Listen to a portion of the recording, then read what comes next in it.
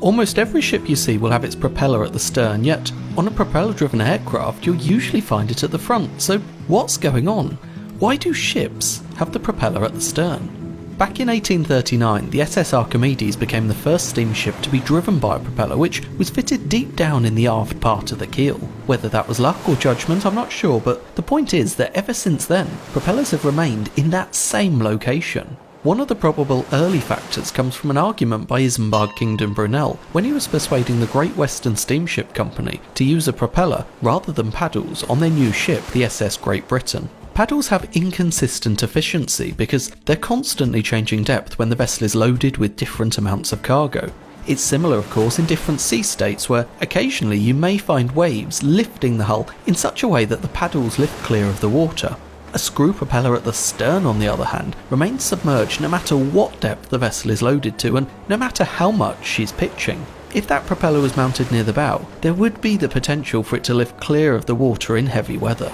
Another one of Brunel's arguments was that by omitting large bulky paddle boxes, the SS Great Britain would be able to manoeuvre more easily in confined waters. This would only be possible, however, with the propeller mounted right in front of the rudder, because the rudder's efficiency depends on a flow of water to generate lift. By placing the propeller immediately in front of the rudder, you can create that water flow even if the ship is barely moving through the water. Then, as the ship's speed increases, the propeller always increases the rudder's efficiency because it will always be throwing water over the rudder quicker than the natural flow around the hull ever could. But why not mount both the rudder and propeller at the bow? Before we get to that, I just wanted to thank the little captain for supporting this video. I designed him myself as a small companion to reflect my passion for the sea. He's the perfect size to sit on my desk and keep me company throughout the many hours I spend creating each of these videos. Importantly though, he's equally at home on the chart table of a small boat or even the bridge of a ship. His friendly face is a subtle reflection of the enjoyment I get from the sea and makes him an ideal gift for anyone interested in the maritime world. Check out the link below to get your hands on one for yourself or a loved one, but act fast because when this batch is gone, I don't know when the next ones will be in stock. Anyway, we are about to explain why you can't mount the rudder and propeller at the bow of a ship. You see, a rudder works by deflecting the water flow, exerting a force on the stern of a vessel. For it to work at the bow, you would need to deflect the water flow at the bow, but that would create all sorts of eddies and inefficiencies for the hull's forward motion as well.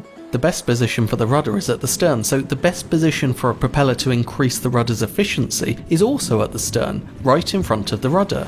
Of course, aside from just the water flow from the rudder's perspective, we should also consider it from the propeller's perspective too. A propeller works by pushing water backwards, exerting an equal and opposite force on the ship's hull, pushing it forwards. With the propeller at the stern, there's plenty of clean space to push the water into, and if you design the hull well in front of the propeller, there's plenty of space to suck the water from to fill the low pressure void. If the propeller was mounted at the bow, sure, there would be a cleaner source of water to fill the low pressure void, but the water flow away from the propeller would interact with the hull itself. The hull would need to exert a force on the fast moving water to deflect it sideways, reducing the energy available to go into driving the ship forwards. Of course, you could get around the efficiency issues of both the propeller and the rudder by sticking them deep down under the hull, away from the turbulence of the hull itself, but then we hit another snag. They would be incredibly exposed and liable to damage in shallow water, as well as limiting in terms of the required depth of water for the vessel to get into ports. In fact,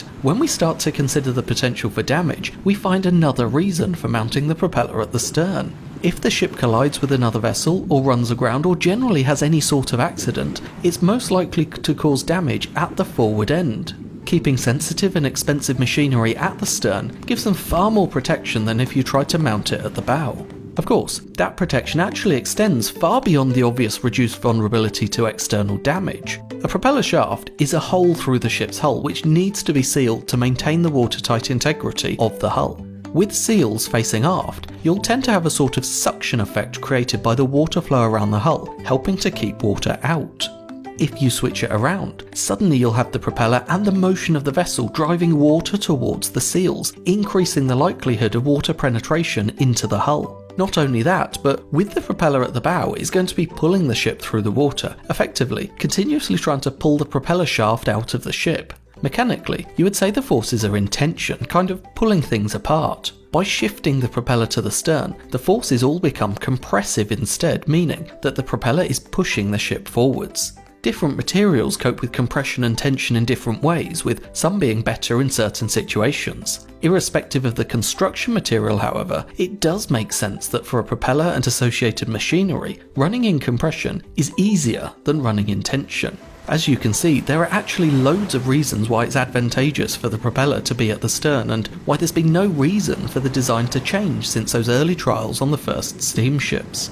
The few changes that have taken place have still maintained the advantages of keeping the propeller at the stern while attempting to increase performance in certain situations. For example, azipods. While they are still at the stern, they do differ from traditional propellers in the sense that the pods themselves are the other way around. The propeller is on the forward end of the pod and the driving machinery is behind.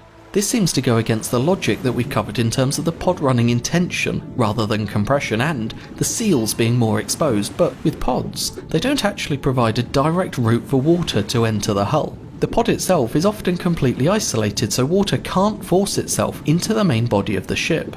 As for resistance, well, as the pod is attached to the ship, it doesn't need to generate positive buoyancy on its own. This means that you can keep it small and streamlined and ensure the water flow around the pod is efficient enough. Of course, pods still can't compete with a regular propeller in terms of overall efficiency. They only excel when the increased manoeuvrability outweighs the additional costs of reduced efficiency. This is why you'll find them on cruise ships that benefit from easier manoeuvring during daily port calls, but you're less likely to find them on large container ships regularly engaged on long ocean passages. Nevertheless, whether your ship is powered by pods or a regular propeller, chances are it will be at the stern.